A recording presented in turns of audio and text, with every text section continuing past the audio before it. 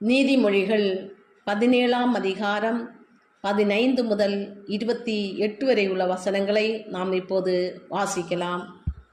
துன்மார்க்கனை நீதிமான் ஆக்குகிறவனும் நீதிமானை குற்றவாளி ஆக்குகிறவனுமாகிய இவ்விருவரும் கர்த்தருக்கு அருவருப்பானவர்கள். ஞானத்தை கொள்ளும்படி மூடன் கையிலே ரொக்கம் எண்ணத்திற்கு, அதன் மேல் அவனுக்கு மனம் இல்லையே. சிநேகிதன் எல்லா காலத்திலும் சிநேகிப்பான். இடுக்கணில் உதவவே சகோதரன் பிறந்திருக்கிறான். புத்தியினன் தன் சிநேகிதனுக்கு முன்பாக கையடித்து கொடுத்து பிணைப்படுகிறான். வாது பிரியன் பாதக பிரியன். தன் வாசலை உயர்த்தி கட்டுகிறவன் அழிவை நாடுகிறான். மாறுபாடான இருதயமுள்ளவன் நன்மையை கண்டடைவதில்லை. புரட்டு நாவுள்ளவன் தீமையில் விழுவான்.